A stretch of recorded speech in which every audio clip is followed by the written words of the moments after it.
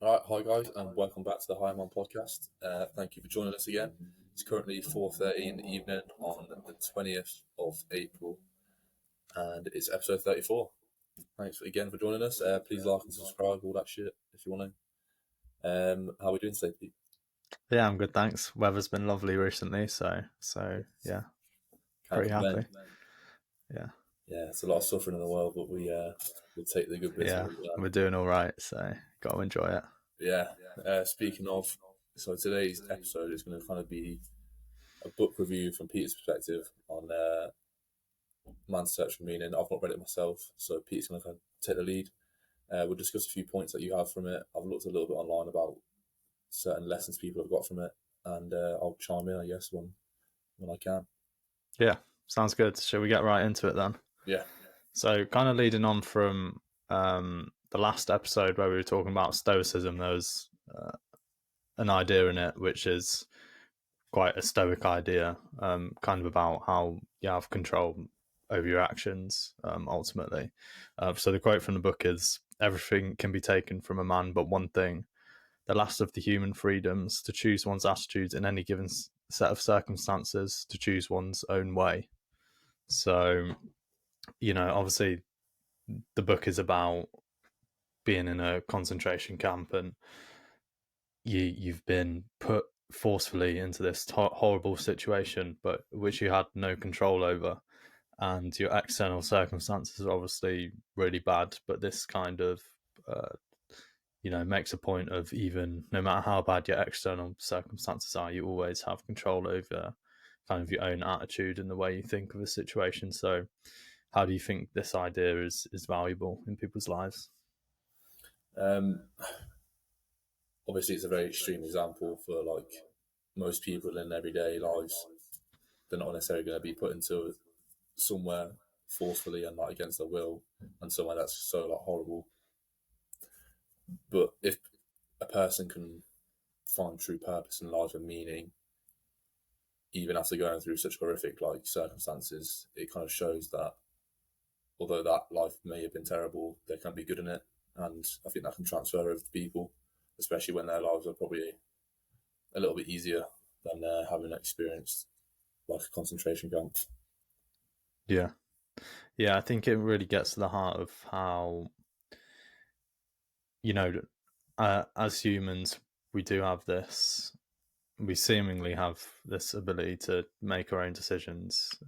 We seemingly have free will, and it can be easy to think that when we're kind of oppressed by external circumstances, that we kind of lose our ability to make any decisions or do anything. But ultimately, we always have the decision about how we act and how we respond to a given situation, and that's kind of the last thing that can ever be taken away from you.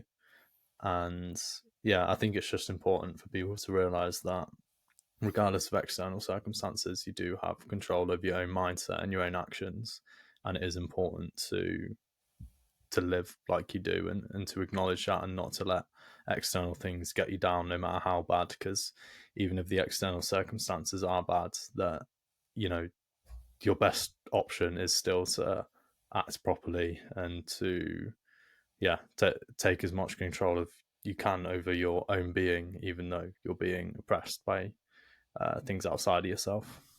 Yeah, I find it interesting sometimes because like we as a human species have got such a high level of consciousness that we're aware of why things happen almost.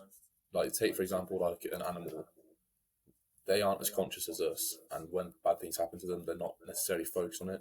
Like if there's a cheetah that's hunting down a gazelle or whatever animal that they prey on, if they miss it by a few inches, they're not going to be stuck up on that and like suffer from that trauma almost. They kind of just get on with the life straight away, and that's a bit of a superpower I think that animals have over humans. Whereas humans, if something bad happens to us, we try and rationalize it, or we let it kind of take control of our minds almost. And it comes with this high level of consciousness, this high awareness of bad things and why they happen. I think it takes over a lot of people's like mentality a lot of the time. Yeah, yeah, I agree. It's easy to because, like you were saying there, we try to rationalize it, and that means we start to blame people. Like things have to be certain people's fault, and then there's an element of resentfulness which comes in if we kind of decide that it's not, we didn't deserve this bad thing to happen to us. That is unfair. Like there's going to be a level of resentment there, Mm. and I think we can get caught up in this way where, even in situations like you think about these people in a concentration camp, and you could quite strongly argue that they were justified if they were resentful about the situation because it was unfair, and obviously you wouldn't wish that on anyone, but the fact is that regardless of whether it's good or bad, if you allow your own attitude to be outsourced to the external circumstances, then you lose the last thing that you ultimately have control over. So we need to remember to try and take control over our own minds as much as possible, and to not, let the victor kind of take our soul, so to speak. Mm. Yeah, I saw on like this blog I read, this guy's he likened it to stoicism, and he said like it's likened to the idea in stoicism called like the inner discourse, or like a person's guiding principle. Like you said, like all of the freedoms in the world can be taken away from someone, but their internal dialogue is what ultimately remains under their control and power.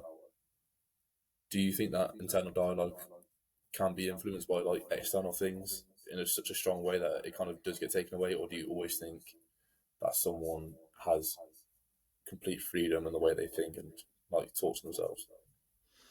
Yeah, it's an interesting debate.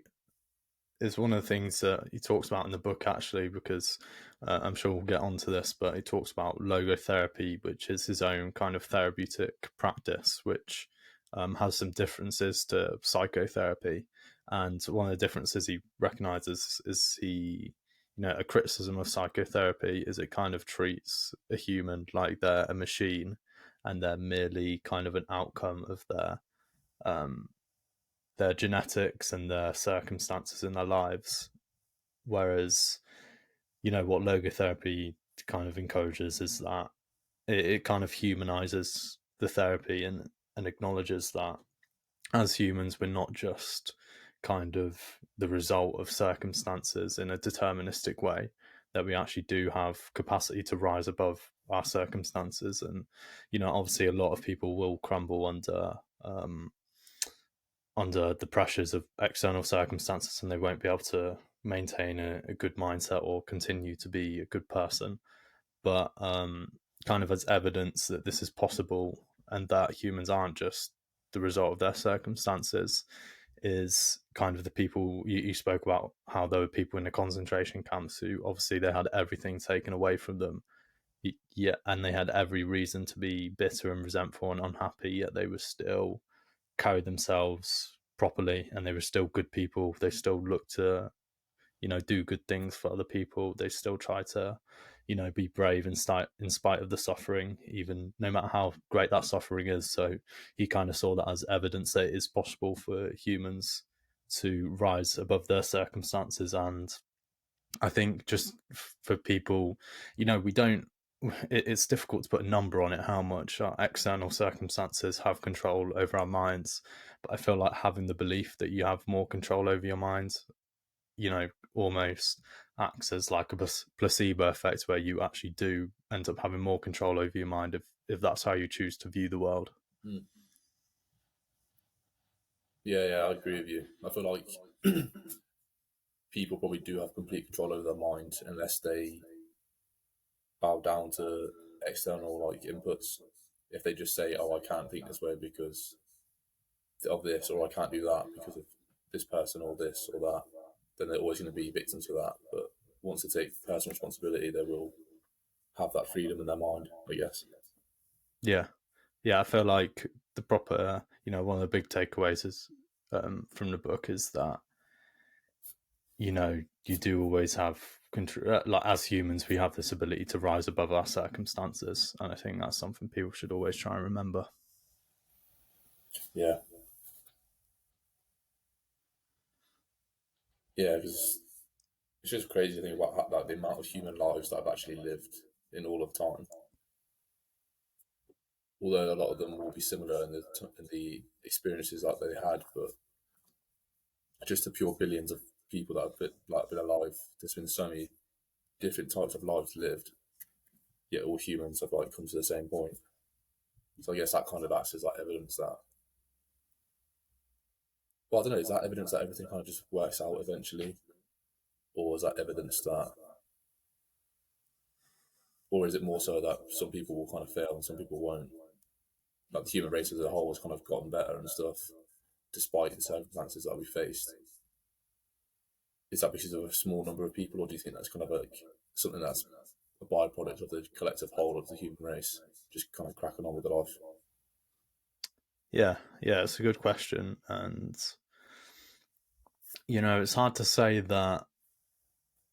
It's maybe too optimistic to say that with the proper rising above the situation, so to speak, that humans can overcome absolutely anything in terms of like the propagation of the species, for example, because you could think about a circumstance where like an asteroid hits the Earth and just destroys everything, or there's a nuclear war and it kills everyone. It's not as if a certain mindset will be able to stop those bad circumstances from happening. Mm-hmm. But I think what we can say the mindset does is in terms of allowing you to rise above the circumstances, even if the circumstances don't end well for you. For a lot of people, they ended up dying in the gas chambers, but they handled themselves bravely in that circumstance, and they didn't get control over the outcome, but they still maintained a good mindset even up until the very last moment. So yeah, I do think it is important, and perhaps something we'll get onto, which is something else they spoke about in the book, is how like we need kind of a meaning and a hope to survive, and in these difficult circumstances there were cases of people who ended up dying of various diseases from the poor living conditions, but that was kind of associated with when they give up hope, that's when they die. I suppose in that sense, hope and having a proper mindset will allow us to sustain ourselves longer. So it has that effect to some degree, but even if the situation comes around where external circumstances will wipe you out, there's still a way of finding meaning in the short time that your life has left, if you have the proper mindset.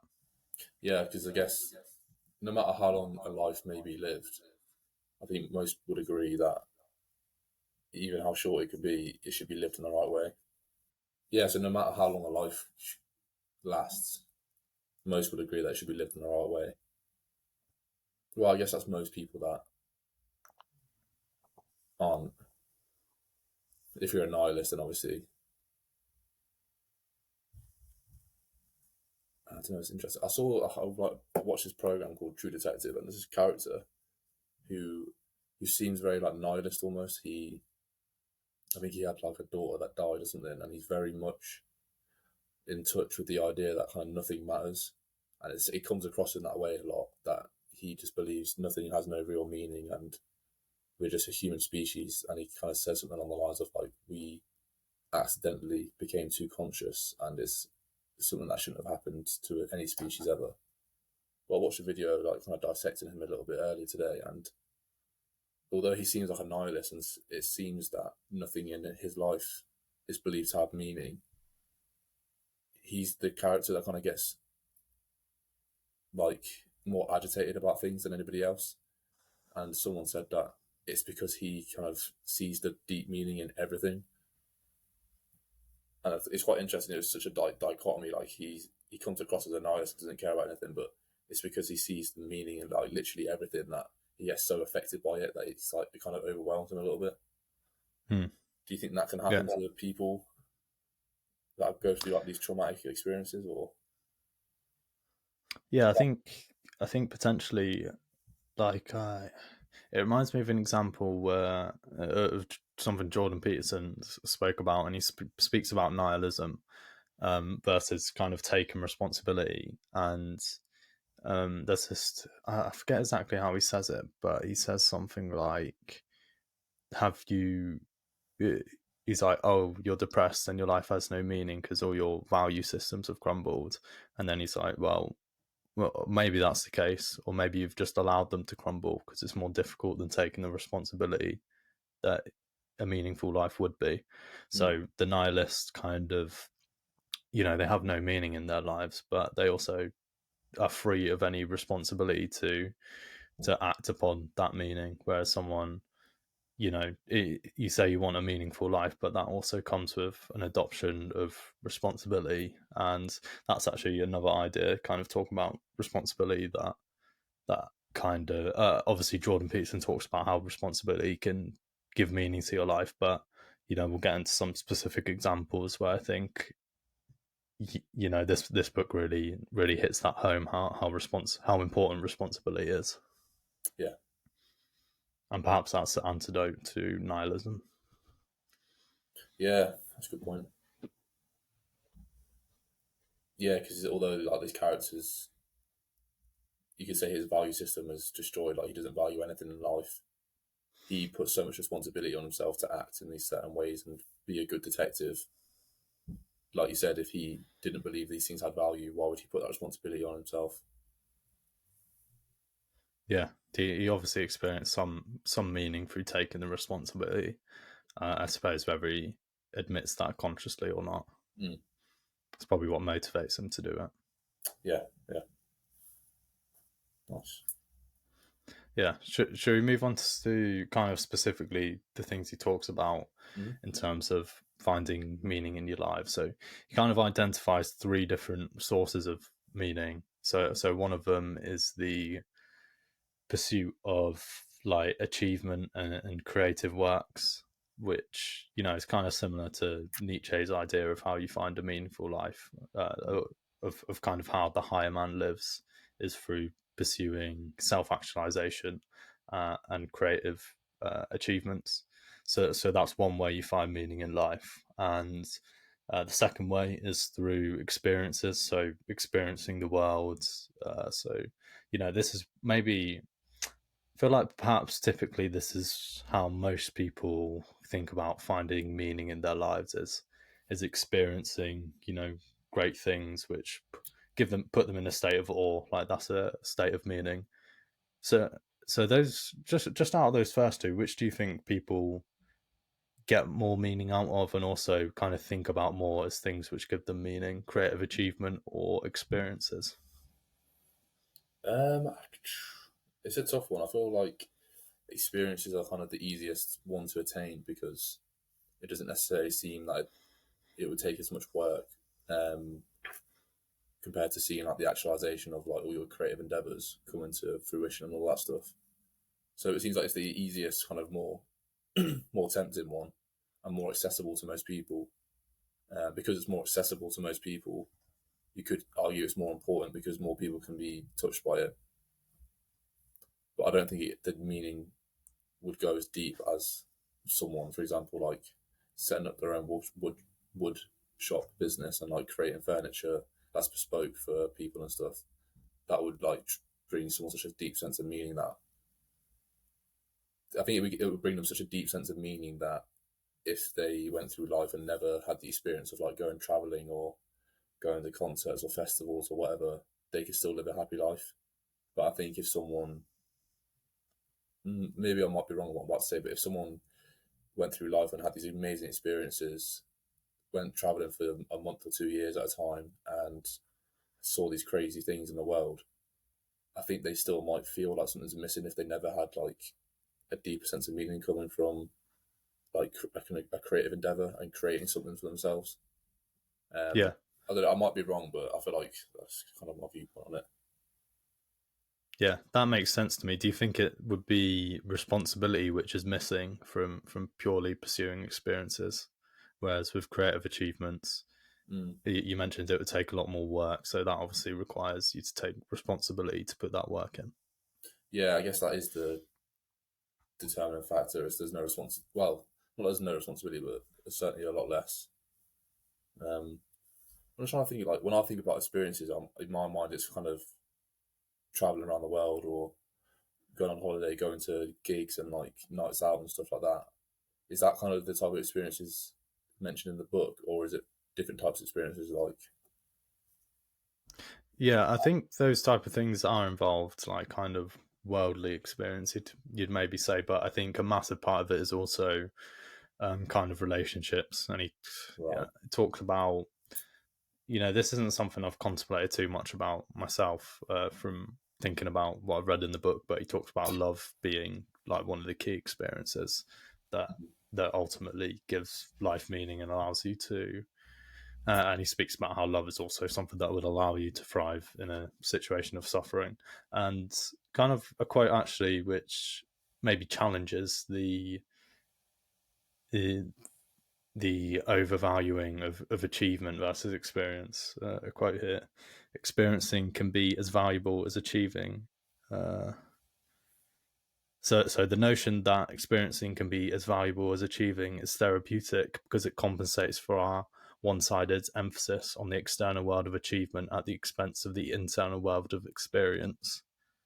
So so it kind of highlights this, that there's a tension between, in the pursuit of achievement that kind of takes us out of the present moment, maybe, whereas kind of like pursuing experience takes us back into the present moment. And do you think there's an argument that perhaps people, I guess in this day and age, or just people in general, are more kind of too focused on external achievements, and that they kind of lose something in terms of the experience? Because particularly with pursuing a difficult task, like sometimes you do have to go through like a experience of suffering and pain to get there.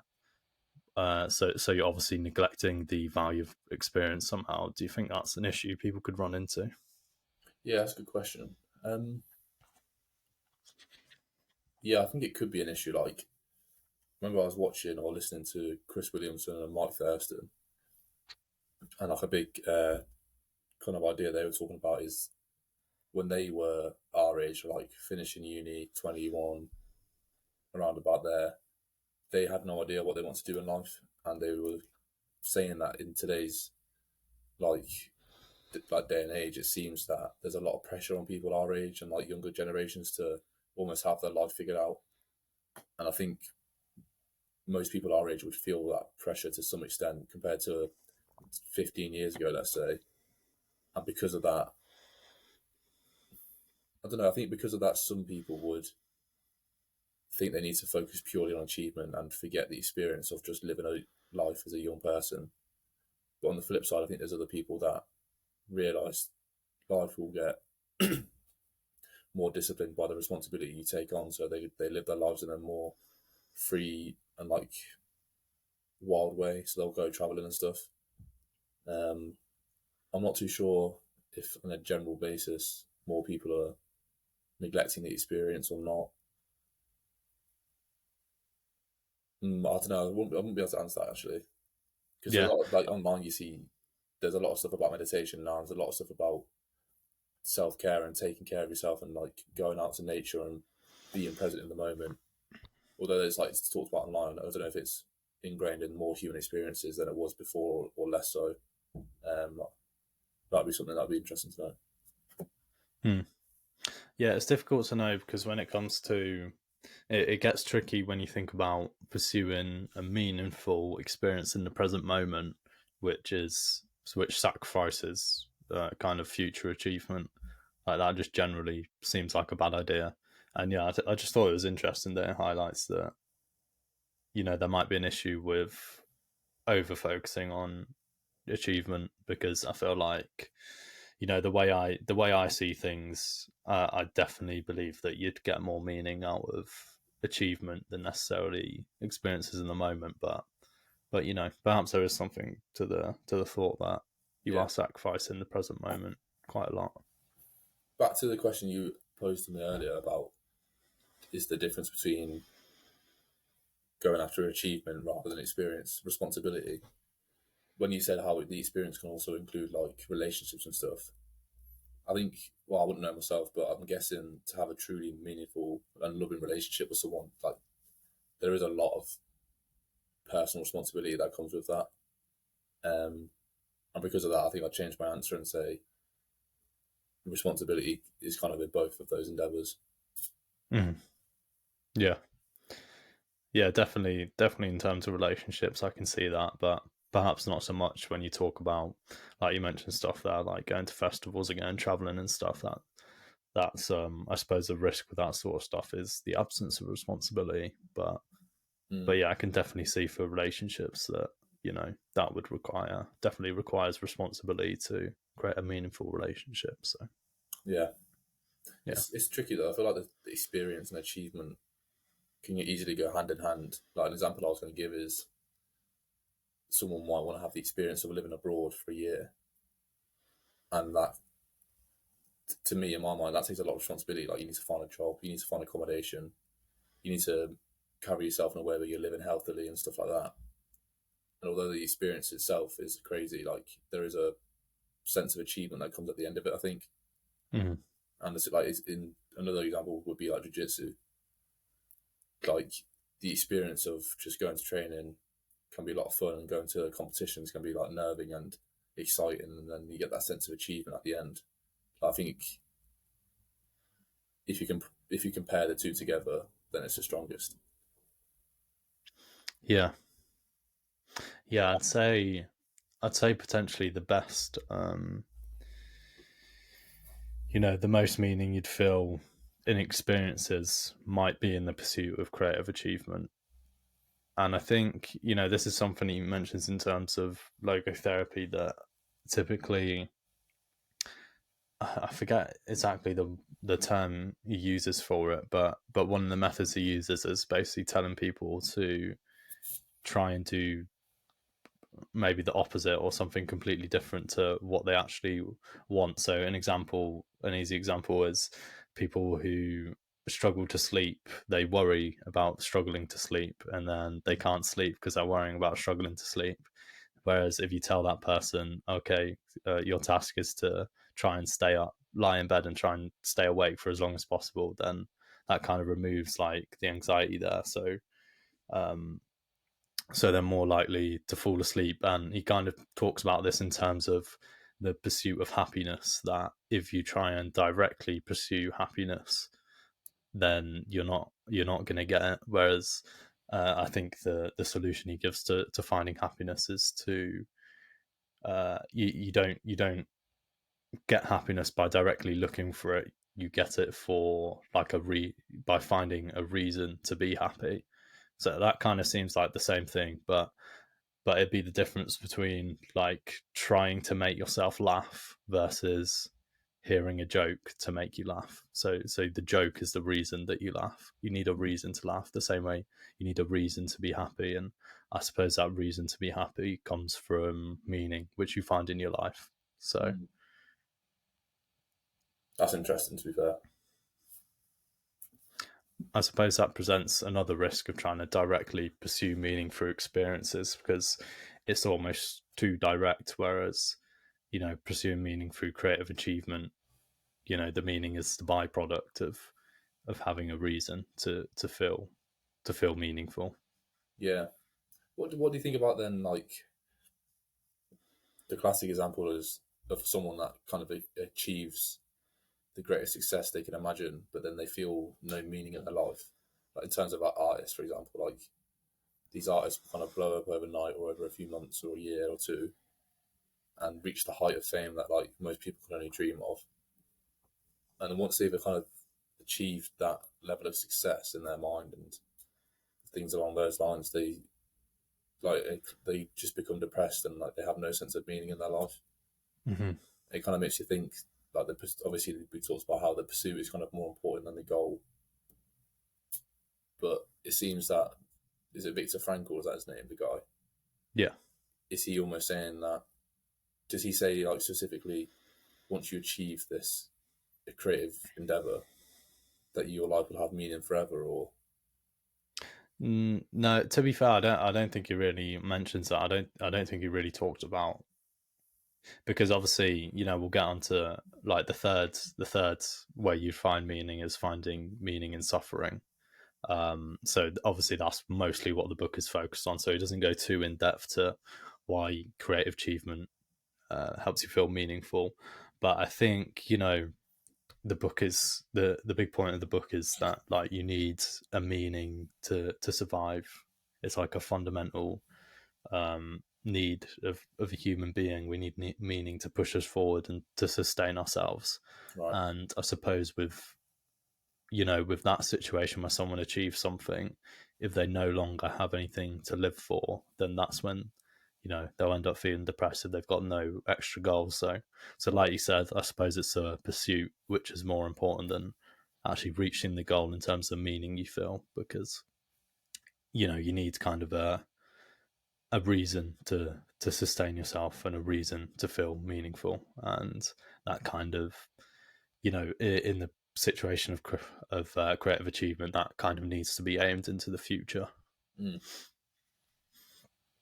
Yeah, that makes sense. Yeah. Shall we move on to so we had meaning from creative achievement, and then from kind of direct experiences, and then the third one, which the book really focuses on, is meaning through bearing the sufferings of your life. And I've contemplated this a fair bit and thought about how it's just kind of the difficulties in daily life. If you have the correct mindset about them, it can make you feel a lot of meaning. But he also does kind of talk about that that if there's suffering in our lives, then it can be removed, and it's just kind of like sadistic to continue through the suffering if the source of the suffering can be removed. Which it makes sense, particularly in the case of like suffering without really an end goal, such as what happened in the concentration camps. If there was a switch that could be flicked to stop that, then obviously that would be the right thing to do. It wouldn't be meaningful if you could easily stop it. But I think I suppose he was mainly talking about the meaning you can find through suffering. But if there's a desired goal, then I still think it's valuable to go through the suffering. If you have the choice to avoid suffering, but it means not pursuing this goal, then I think it's worth the suffering to achieve something. Yeah. Would you agree? Yeah, suffering. There needs to be a reason. What's the word? There needs to be a worthwhile reason for the suffering. Would you say that people let themselves suffer in silly ways? Like going back to that Seneca quote, I don't know if we talked about it before, that the famous Seneca quote goes along the lines of people suffer more often in their imagination than in reality. I completely agree with that, and I've fallen victim to it myself and still will forever. But humans tend to have this focus on negativity and stuff, and the suffering that we cause ourselves in our own minds. I feel like a lot of the time it can come from things that don't actually matter to us. So would you say that if people had this realization that suffering needs to be something that's worthwhile, the point of the suffering needs to be worthwhile, if it's achieving this or that or getting this person or whatever, would that stop them kind of worrying about things that don't actually matter?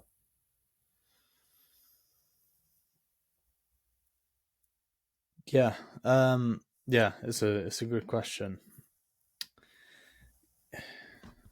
Going back to kind of this idea of not of directly pursuing happiness versus if you try and directly pursue it, then you end up not being able to get it because you're anxious and you feel like you need it, basically.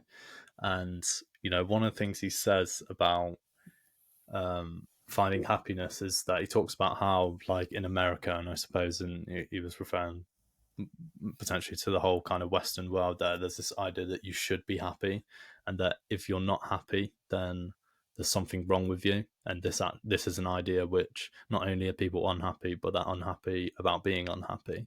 So it kind of creates this spiral again. Whereas, kind of the solution he gives to that is, you need to encourage people to be able to take kind of pride in their suffering in a way, and to almost find meaning in suffering bravely. Whereas, if you're told that you should be happy and it's a bad thing to be unhappy, then that kind of takes away the meaning you find in the unhappiness. So yeah, it's difficult. And that Seneca quote, it's definitely, people definitely do suffer a lot more in their minds. And I suppose, to your question, if they had, a real meaning to suffer for, then yeah, I don't know. Do you think it would stop people from suffering about trivial things if they had a real meaning to suffer for? Seems like it would, to be fair. I think it would, yeah. And it's a bit of an unfortunate circumstance where there's like parents that have to work like stupid hours each week just to like pay for the bills, put food on the table. They like truly do suffer with the stress of trying to figure out how to provide for their family, but they're not really fucking worried about if someone said like a stupid comment to them on the bus, or if their friend doesn't talk to them anymore, or like this and that. Like they have to go through this shitty circumstance where they have to fight for their lives almost, but they don't care about these stupid things. Mm-hmm. And although you could say that suffering is something that shouldn't happen, like we said, like that suffering is for the right reason.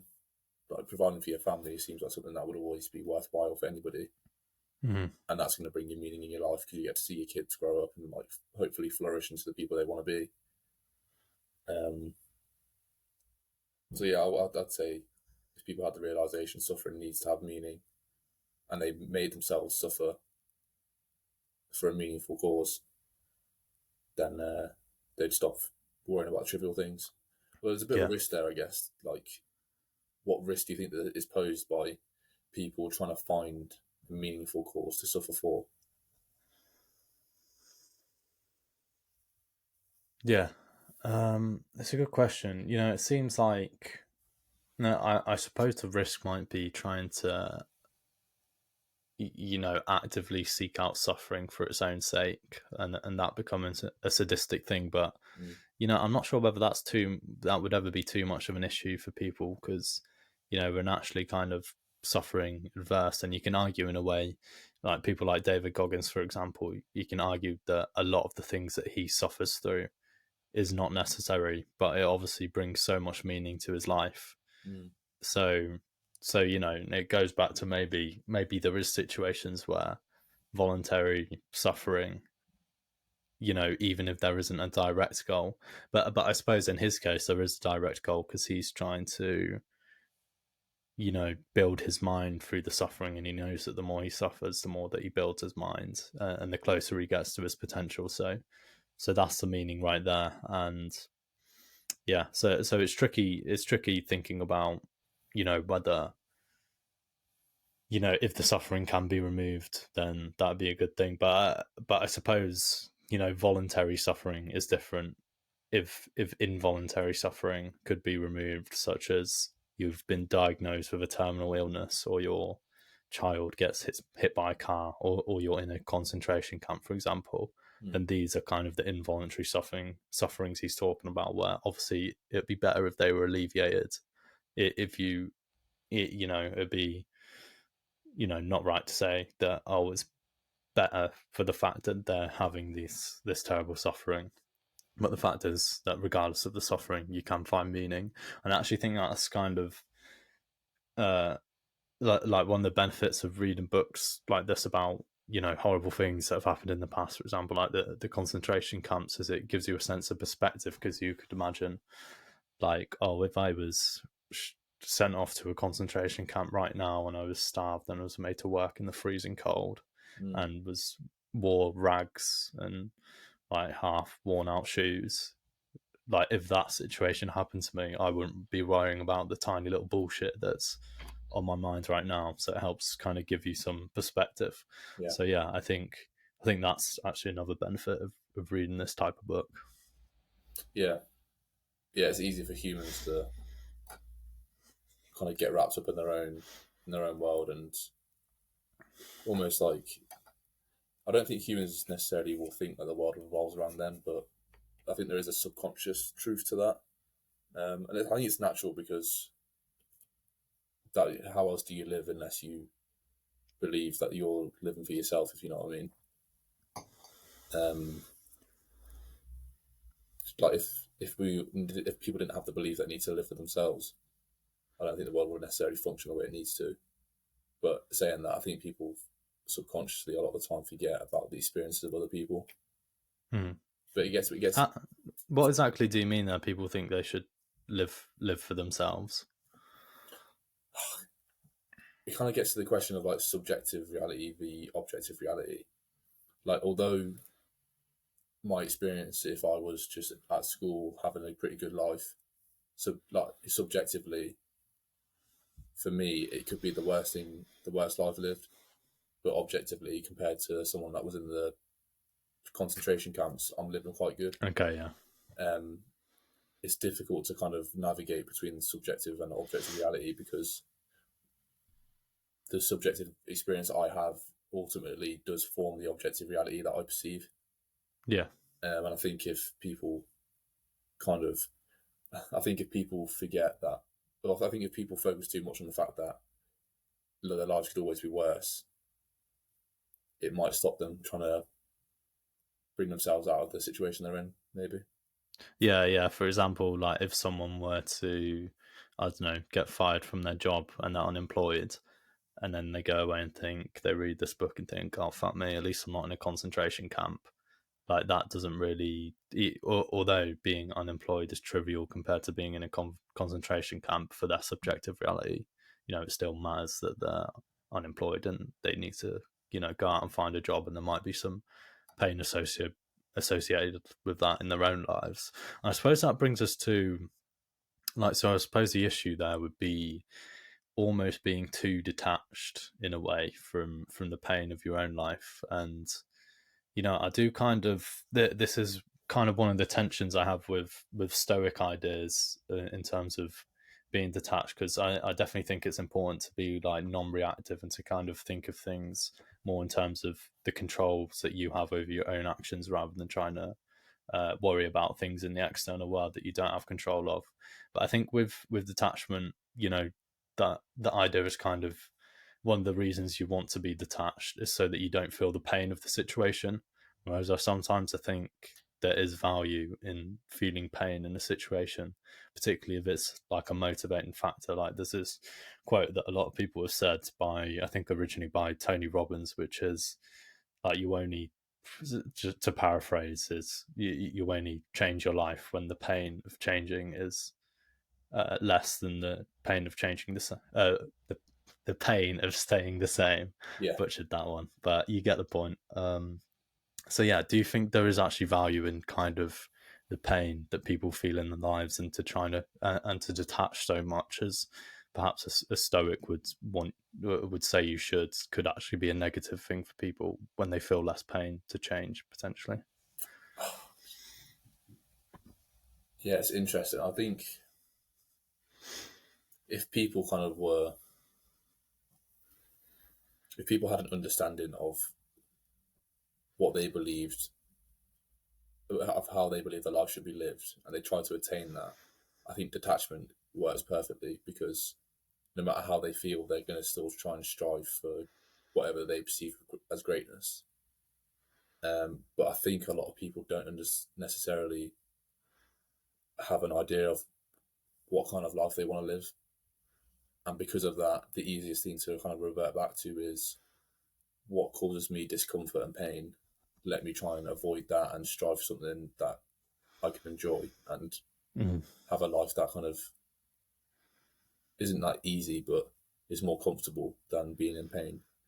So I think in that situation, detachment wouldn't necessarily serve someone because their way of never like navigating through life is trying to avoid pain and like better their circumstance. I guess you could almost say that is how someone might view like want to live their lives. So it could work with detachment, but yeah, detachment's weird. Like, I understand what you mean. Like humans are so complex and like we are emotional beings because we're so conscious, and because of that we need to be in touch with our emotions and stuff. But I don't know. I think maybe it's a bit utopian, but I think action is ultimately what matters. No matter how you feel, you can still act in a way that that is the right way. Yeah. Yeah, I do agree. I do think detachment is an extremely important thing. It's just, trying to navigate through exactly when it's useful. And yeah, I feel like the specific danger is just if people trying to come up with a change in their mindset to cure a situation in their life isn't necessarily the best thing. Because, I do agree and resonate with people's arguments when they say, a lot of the suffering we face in our lives isn't necessary and it's just a matter of perspective. And if we had the proper mindset, we wouldn't have to go through that suffering. But it's also like if the way kind of Jordan Peterson views like sorting your life out, there's kind of these different dimensions. Like you need kind of a job, a relationship or friendships and stuff, hobbies, ways to spend your free time. Need to like regulate your drug and alcohol use. Like they're some of the main areas. And it's like if you're someone who's got a drug problem, you've got no friends, you're unemployed, and you don't do anything useful with your free time, then it's like is a stoic mindset of detaching from the suffering of your situation the proper answer, which is obviously not in this situation. But I suppose in a way it could, if they developed a stoic mindset where they focus more on their actions, that could drive them to change. But I think there is a little bit of a danger in searching for kind of a psychological fix to a practical problem. Yeah. Like our human bodies physiologically change based on the emotions that we feel, or they change and they change the emotions that we feel. Detachment kind of disregards the natural like mechanics of how we live. Although I guess when we're talking about this detachment, I think it's doing a bit of a disservice to Stoicism because it's not just about detachment, is it? Like we said, it's about taking the action and having these guiding principles as well as using detachment in your everyday life. So that in that example, if that drug abuser and unemployed person had detachment, would they detach from their suffering as well? And then would that kind of make them more so able to think about what they want to do in life and direct their actions in that way? Because when people when people don't detach, they can kind of get wrapped up in their suffering, and when you're like wrapped up in this idea, like not this idea, this feeling of like sadness and like neuroticism, that is kind of like what leads to these bad habits and stuff. Whereas when you detach from that, you've got more clarity of mind, I think. Yeah, you're able to see kind of the situation objectively rather just being caught up in the forces of the moment, which cause you to make bad decisions. And often that is driven by negative emotion and pain. You seek out ways of coping with that pain, which ultimately make your life worse. So in a way, if you're able to detach from the suffering, then that will actually allow you to make better decisions, because you're not making decisions based on your suffering. You're making decisions based on actually what you want out of life. So yeah, that's probably the proper use of detachment. Would you say maybe that detachment kind of goes against what is kind of presented in this book, though? If you detach from suffering, you aren't necessarily trying to look for the value in it and the meaning that it can bring your life. So would you kind of say it's a bit polar opposite to this idea that Frankl presents?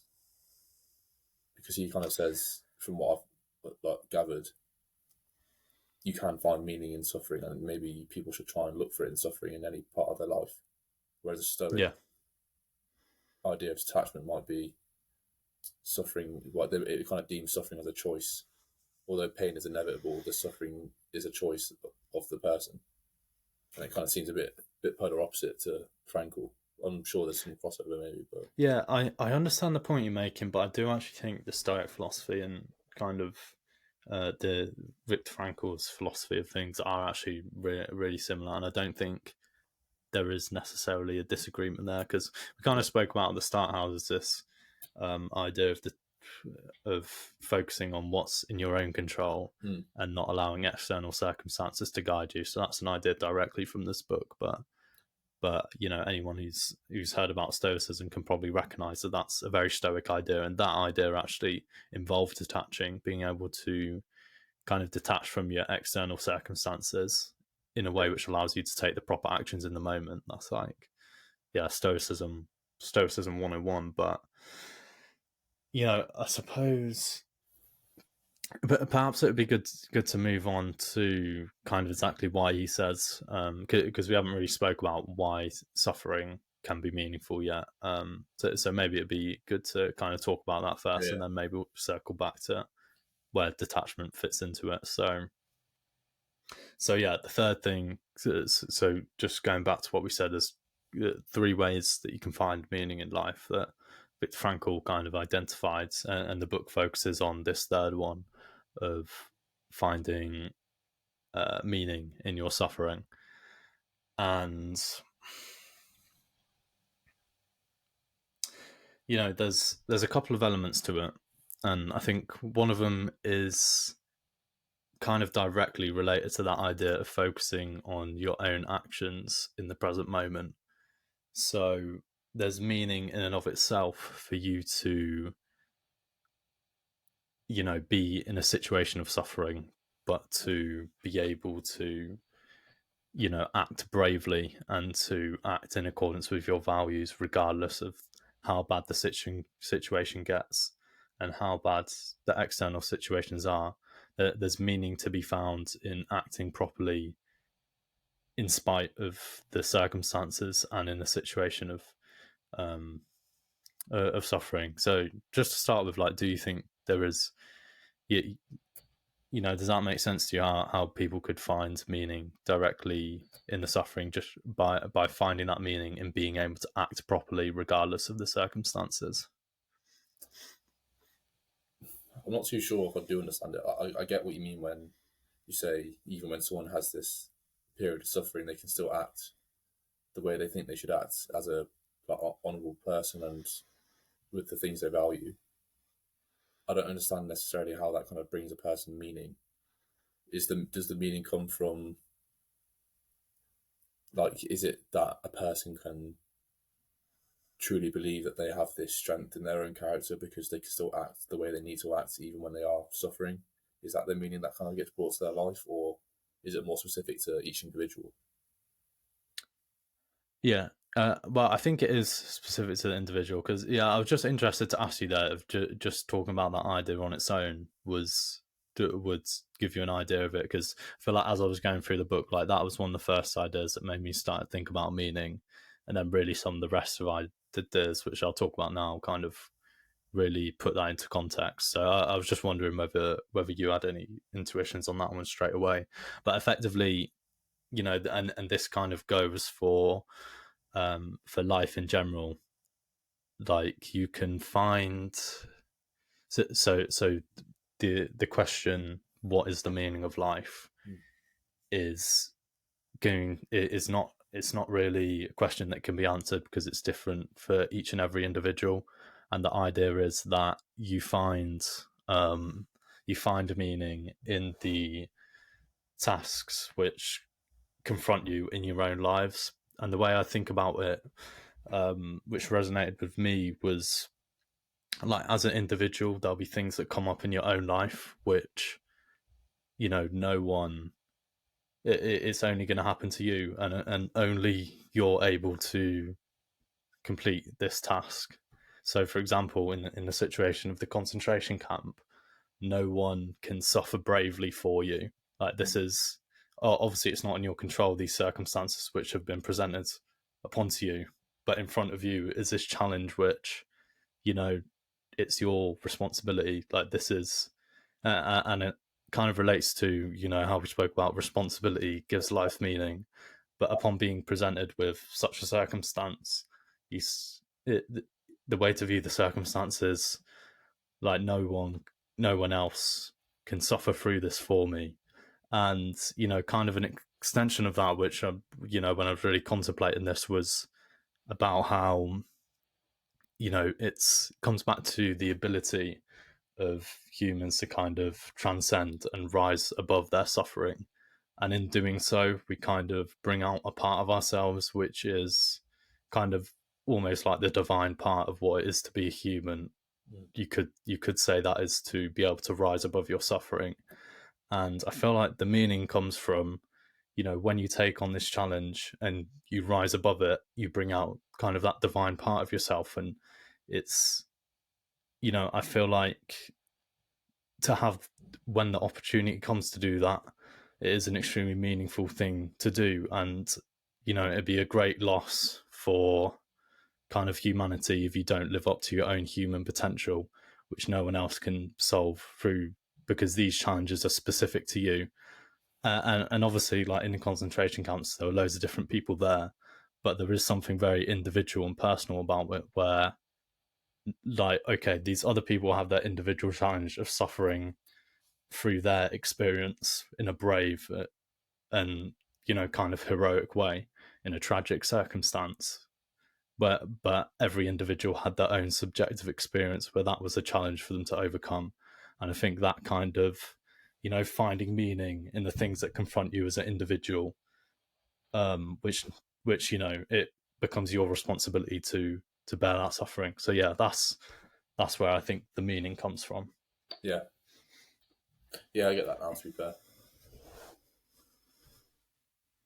Do you think there needs to be a certain mindset to kind of receive that meaning? Do you think it's possible for a person to go through a period of suffering, like a long period of suffering, and go through it with a strong character and live the way they should be living, but after doing all that, they haven't really found any meaning in their life? Do you think that can happen, or do you think no matter what, if someone goes through such a deep suffering for X number of days or months or weeks or any time period, that they will inevitably find some sort of meaning? Yeah, that's a really good question. I almost think it's perhaps if you make the decision to bear the suffering bravely, kind of the intuition I get is, if you make that decision, then the only way you'd make that decision is if you have decided that it was meaningful to do so.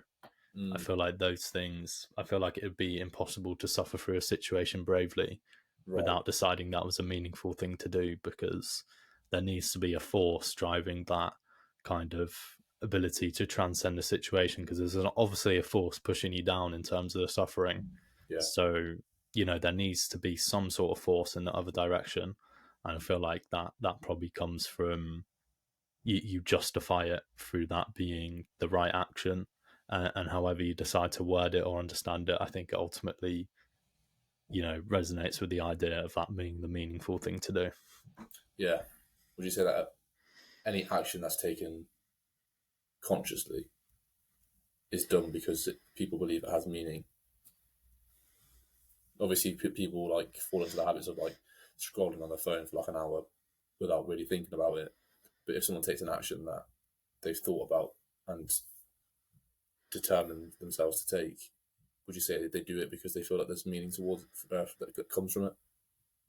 Yeah, I suppose it would come down to your definition of meaning, because I was going to say that, well, it depends, because people do make consciously bad decisions. They think about, what they're about to do, but for whatever reason, like the urge to do that bad thing gets the better of them.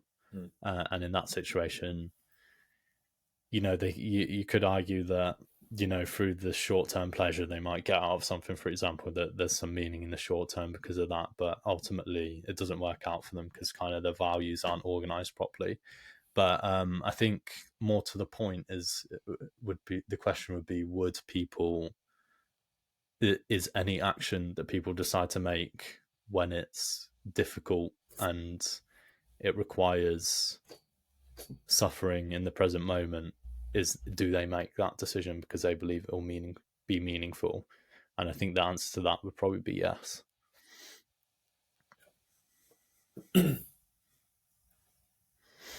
Yeah, so the mindset doesn't necessarily matter, because if someone chooses to bravely take that responsibility, they do it subconsciously, probably consciously, but even subconsciously, because they think it has meaning. Right, Yeah, makes sense. and I suppose with meaning you could substitute it for, like, you wouldn't act bravely in such a tough situation if you didn't think it was worthwhile or the right thing to do. Yeah, And perhaps those things are just, analogous to what meaning is in this context. yeah, 100%. But yeah, definitely, like, how I kind of explained it there, and this was definitely from like reading the book and then contemplating it quite a lot myself, in terms of being able to find meaning. Like, it really resonated with me how you find meaning in the individual difficulties that face you. So we gave the example in the concentration camp. The meaning that they could find in the moment was the challenge which presented itself for them to act properly in spite of the difficult situation, because that was the right thing to do. And that was kind of this act of self overcoming and overcoming of circumstances, which as an individual is quite like I'd say heroic is the right word for it, a heroic thing to do.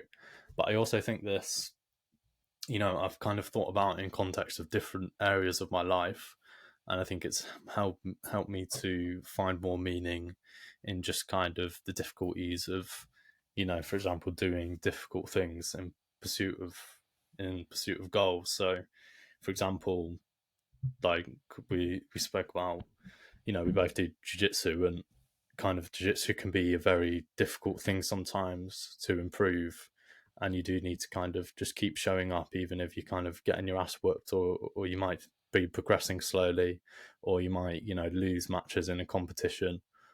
These are like difficult things to go through, and but the fact is that given your situation, that there's this challenge which faces you in front of you, and there's no one else that can get good at jiu-jitsu for you. Like, obviously everyone's on their own journey and they can get good at jiu-jitsu as well, but like no one can overcome this challenge for you. And I do think if you take responsibility and overcome the challenge and unlock that amount of human potential within you, and take that kind of heroic action to confront the difficulty of the circumstance and to overcome it, I do think that is like a win for humanity. And I do think, people lose, every time. If you were to make the decision not to do that, then I do think it is like a massive loss just to the whole world, and I say humanity. And I don't know if that's a description which resonated with me, but I don't know if that's maybe a bit of a stretch saying it's a benefit to the whole of humanity to unlock your own your own individual potential. I think it is. I guess it goes back to that question, like I said earlier: is are we in the place we are in now as a species because of a select few people that had these crazy inventions or pushed us in this direction, or is it because of the collective human race? I would argue it's because of the collective human race, and because of that, each individual human has this responsibility to live up to their own potential. So it is very heroic when a person does take that responsibility, act it out in a heroic way, and I think it is for the good of humanity in the end. Even if you might argue that the result of someone taking that heroic action isn't going to like necessarily impact their local community or stuff, but it will impact them, and I think that does have indirect impacts on the people around them, even if it is just a small circle of people. And if it's good for one human, surely it's good for humanity. Yeah, yeah. I 100% agree, and yeah, I think you put it well there. Yeah, so yeah, I suppose that is how you'd find meaning through suffering. And I suppose this, I also kind of relate this to the example I gave with jiu-jitsu, because it's a voluntary pursuit. Although there might be suffering along the way, it's maybe more analogous to the meaning that you'd feel through pursuing creative achievement, because what you're doing, I guess, you're pursuing mastery of something, but that's kind of in the same category of the way you feel meaning. So, but yeah, I think because he mentioned how a lot of people struggle with meaning, and the premise of logotherapy is that humans have a will to meaning, and that is like their fundamental desire. And different things have argued that there's like a will to pleasure, so that humans are fundamentally driven to pursue pleasure, or a will to power, where we're fundamentally driven to attain power. But Viktor Frankl believed that the fundamental thing that drives us is meaning, and that's what is going to help. That is what is going to help us kind of overcome difficult circumstances, and also to achieve great things, is through the meaning we find. And he spoke about how in the modern world, people, there's almost, you spoke about it back then, and you could argue more or less now. I think there'd be a good argument for more so, but that people kind of have this absence of meaning in their lives. And he actually kind of referenced about how like almost an idea kind of similar to the death of God. So we've almost, kind of the direction of the human race has been to kind of lose meaning in two different ways. So one of the ways would be a meaning to be found in pure survival, so having to act on a daily basis to survive. There's kind of innate meaning in that, whereas nowadays obviously we don't have to do that. And then on another level, we've also lost the meaning kind of prescribed to us by religion, which tells us that there's meaning to life, and that there's things we should do, and that the things we do mattered. So on two different levels, we've lost meaning. And you could argue that that's quite a catastrophe in the modern world. But I do think this is why this book is so important and profound in the modern day, is and I think the key idea is about being able to find meaning in your life as an individual, in terms of the tasks that present themselves to you, and taking responsibility for that, and finding meaning in the struggle to overcome that, because it's a path to unlocking the divine part of yourself, and to that divine part of humans to overcome difficult circumstances. That is where meaning is found, or that's what I've come to believe from reading this book. What would you say about, so you kind of reference how it seems that the modern world has almost lost two fundamental sources of meaning, that being the classic basic need to find food and shelter and these like basic human needs, and then the other one's the death of God. Because of that, it seems that we've maybe opened up the human race to let individuals find their own meaning, which I think on the surface of it sounds like a good idea, because that it means people could get to choose what they want to live for. But playing devil's advocate, do you think there's a risk that the unifying principle of finding what we need to survive, food and shelter, and or being united with the faith we have in this divine power, because that's lost, the meaning that could be found in individuals' lives could be so different that it could cause conflict? Do you know there's a risk of that or not? Or do you think maybe that we can always come to the conclusion that we are one human race and we should live for each other in a certain way? Yeah, it's a good question. So whether the meaning that we find as individuals through overcoming the tasks which face us directly in our individual lives, there might be conflicts there which aren't necessarily aligned to a higher goal.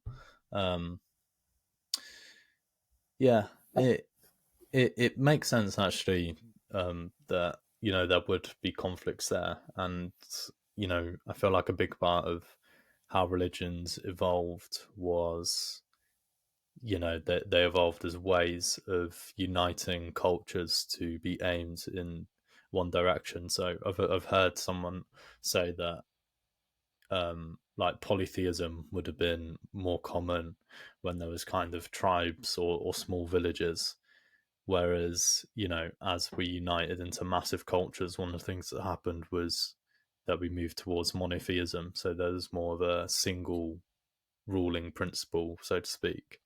um and then bringing us back to kind of the individual meaning that we find in our lives, it seems like it would be possible for that individual meaning to not necessarily be aligned to an ultimate aim which benefits society. So there could be some conflict there. But I do kind of think that, on the other hand, and I probably lean more to this direction, if that is that if every individual just focused on the meaning they could find in their lives by overcoming the task in front of them, there wouldn't necessarily have to be this thing in mind of we're all a human race and we have to benefit each other. I think simply by every individual taking responsibility for their own lives and confronting the task in front of them, that would be good for humanity as a whole. Mm. Yeah, I think you're right. Then devil's advocate about the first point I made. Although you could argue it's a unifying principle that we look for food and shelter and have the same religion, those were sources of great conflict throughout all of history, like conflict over territory, conflict over trying to make people convert and stuff like that, and trying to like push out the native religion that you've just of the land you've just invaded or whatever. Would you say that maybe conflict would be caused more so by those two unifying principles, or people searching for their own meaning? Or is it kind of something that you can't really answer? It's difficult to think of on such a large scale. And I suppose the solving the problem of having a meaningful existence doesn't necessarily solve the problem that existence is filled with conflict. And perhaps it's almost inevitable that existence will have conflict if people have meaning in their lives, because in order to have meaning in your life, you need to have values that you'd live up to. And when there's conflicting values, there'll be conflict. So it's difficult to say. And I do think it's ultimately good if people. It's kind of what like Jordan Peterson's idea of aiming up. Like that's really what it is, of taking responsibility and aiming for an ideal. But there is definitely situations where there would be conflict. So an example that comes to mind is recently there was a fight between Israel Adesanya and what's the dude's name? Alex Pereira. Yeah, and like those two. So you think about their paths. Like in Izzy's mind, he's been beat by this person multiple times, and the self overcoming, which gave his life so much meaning in the build up to that fight, and in succeeding in winning in the rematch. Like that meaning did come in direct conflict to what Alex Pereira was trying to pursue, which was the same, but obviously they're going to clash. So in competition, like both of those people would have found meaning in the pursuit of conquering each other, so to speak. So that's an example you can see on an individual level where the pursuit of meaning is going to cause conflict, but you could argue that the world is a better place. Maybe the world is a better place is a big thing to say, but it's better for both of them to be. It's better that even though they're in conflict, like that conflict drives them both to find meaning in their life. Whereas, and you think about the debate between like Ronaldo and Messi as another sports example, like without each other, even though there's conflict there because they're both trying to pursue the title of best player in the world, we're better off for having both of them, even though they are in conflict. Mm-hmm. But it's difficult to argue that on kind of a societal scale, to say, oh, we're better off because there's conflict where two armies are going to try and destroy each other because and to say like religion has caused conflict, because obviously religion is something that takes place on like a cultural level. So there are going to be, for example, like wars between religions historically, and obviously like it doesn't seem like a good thing that there's wars, but it does seem like there's a good thing that people have this value system that they're trying to uphold. But yeah, I suppose it's tricky, and maybe there is some conflict which comes as a result of conflicting values, but I'd say that's better than people having no values at all. Yeah. I think you just hope that the conflict would be in a healthy manner. Like that's a good example of the UFC fight. It's an organised conflict and chaos, and then once it's finished, there's that respect for each other. Whereas on a large scale, like society, it's harder. It's kind of harder to referee society, I guess. Yeah.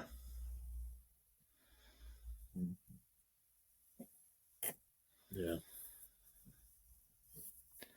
Yeah. So I think we've spoke about meaning found in suffering and just kind of a general way of finding meaning by overcoming the difficulties in your life. I don't know if you had anything else you wanted to say about that, or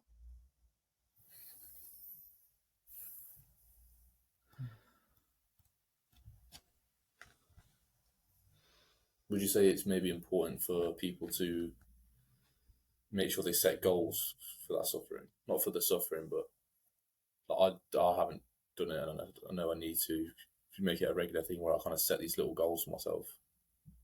I think they're maybe quite necessary for a person to have meaning from like to get meaning from the suffering. Like a goal could be, for example, always go back to jiu-jitsu, but kind of perfecting this certain move in jiu-jitsu or getting like 80% submission rate with it or whatever. If I write that down, it puts the suffering of going to training and having a few weeks of just getting absolutely battered. It makes that worthwhile. So maybe writing down goals give meaning to the suffering more so. yeah, I'd definitely say that's true. And one of the things he spoke about in the book was, you know, in order to find meaning in the concentration camps, you know, people would basically give up on life and a lot of times, you know, die shortly thereafter, when they no longer had any future to live for. So once they decided that the future was not worth living for, they just lost themselves, and you know the battle was kind of lost at that point, and they wouldn't do what it takes to sustain their lives.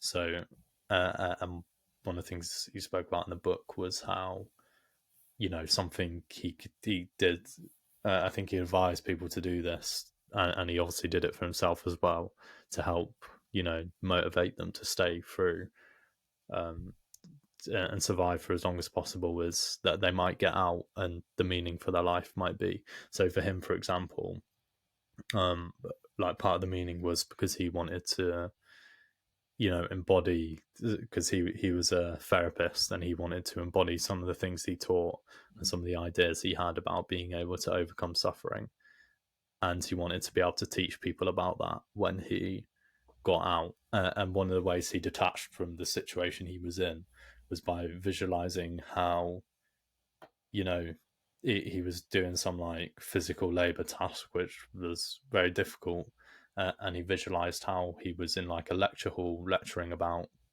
you know, this situation that he was in, and that allowed him to detach from the situation and almost see it as like a scientific experiment for himself, where he's practically seeing what happens with the mind in a situation of suffering, which will allow him to teach people in the future. So that was his meaning. And other people found meaning in thinking, I've got kids that I want to be able to make it through this concentration camp, so when I get out, I can be there for them. And different people had their different meanings, but having an idea of the future allowed them to sustain themselves. But then, you know, I suppose that's kind of a separate point to the point about suffering bravely, because he did say, there were situations where people knew they were going to die. There was no way they were going to make it out. But even then, they could find meaning in their last few moments through, just acting properly, and suffering, handling their suffering in a brave way was a meaningful thing in and of itself. But yeah, like, to your point, having goals and having like a future to aim for is definitely something that will motivate people and give meaning to their lives. Yeah, I 100% agree. I started to listen to a podcast on Andrew Huberman with this woman, and she's like a specialist in stress, I think it was, or something. And like on a physiological level, she was saying that the way you view your stress determines how your body will react to it. And I can't remember the exact like mechanics of it or like statistics or whatever, but she was basically saying two people that were put in a situation, if one of them viewed it in a way that was like, okay, this is stressful and it's suffering, but it's going to be worthwhile for this reason or whatever, they had a better physiological response than a person that viewed the suffering as negative. And I think maybe a reason for that could be, like we said, having that idea of what the future will bring once the suffering's over. That maybe is kind of where the difference might lie. Yeah, that's definitely a good point. I think, yeah, having a future goal to aim for definitely does help people have more meaning in their lives, and to get through suffering. So yeah. Should we move on to the next point? Yeah. Kind of related to finding meaning in suffering. There's this idea that he presents that kind of mental health is based on a certain degree of tension. And that's the tension between kind of the gap of what we want to accomplish versus where we currently are, or the person we want to be versus where we currently are. And, it's interesting to think about, because if I'm, for example, in a little bit of a rut, then sometimes I'll think about like wanting to. So he says people try and pursue this state of equilibrium, of trying to, feel better about their situation maybe, or to reach kind of a calm mental state, and then go from there.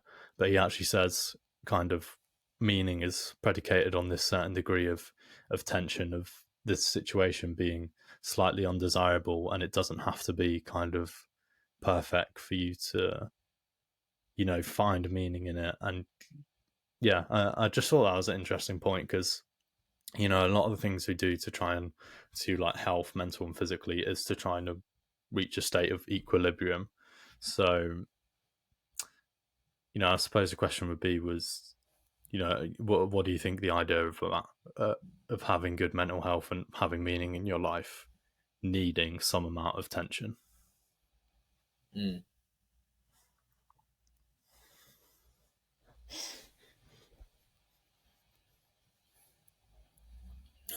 I think yeah, it's definitely necessary.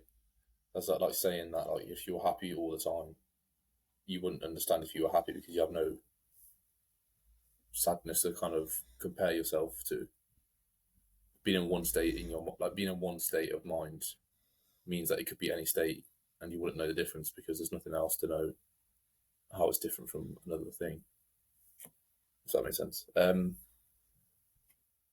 Although it's weird, like I remember I saw a bit of a tangent, but it relates to it. I saw a video of like that rapper called Lil Yachty, and when he first got like really famous and really rich and stuff, it was like a year or two into it, and this radio host asked him, like, "Are you happy?" And he said, "Of course I'm happy. Like I've got all this money.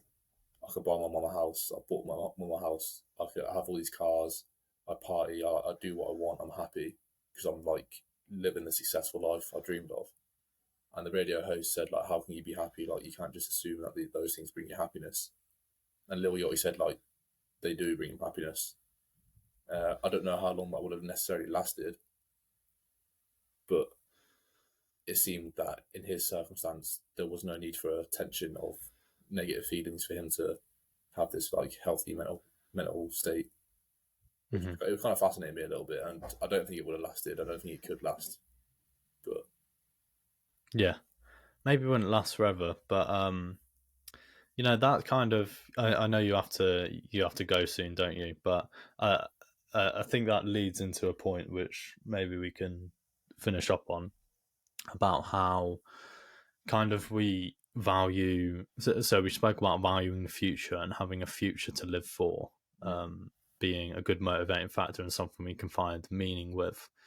But there was an idea that we you can also find meaning in the past and in looking back at your past achievements, or even the times in the past. Some of the times in the past that you'd be most proud of is the times where you've suffered bravely and that you've had a very difficult situation in your life, yeah, and you've managed to overcome it.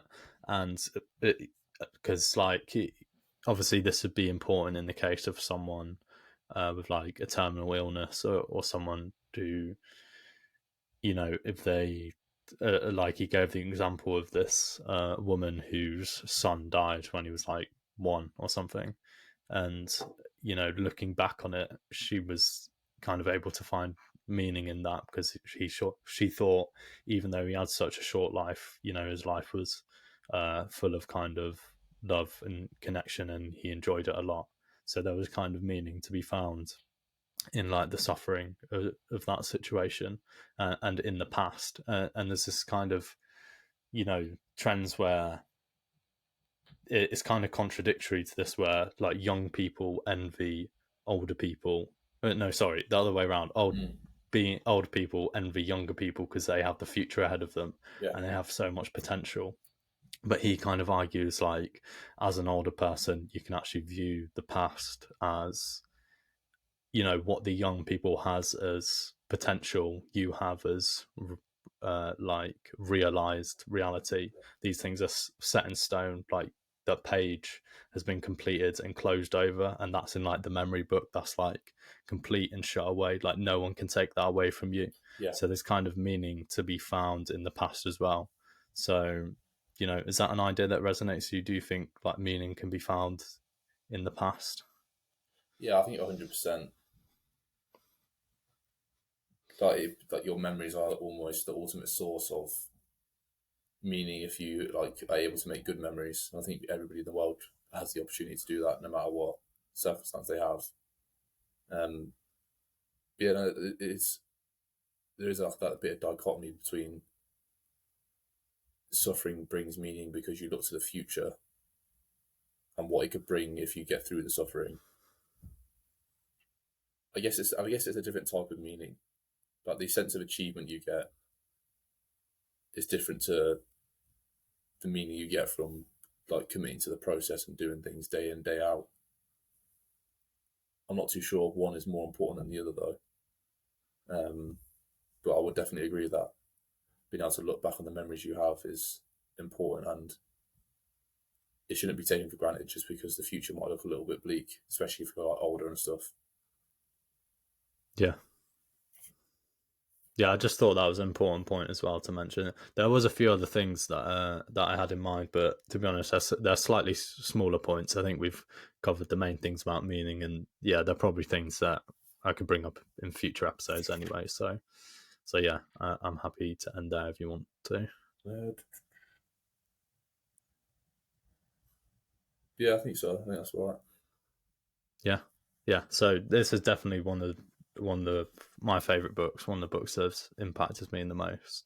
And yeah, I definitely recommend for people to read it. And yeah, I hope you got some value out of the episodes. Kind of talk about how you can find meaning in difficult situations, and through the challenges you overcome in your individual life. I think that was definitely the biggest takeaway from me.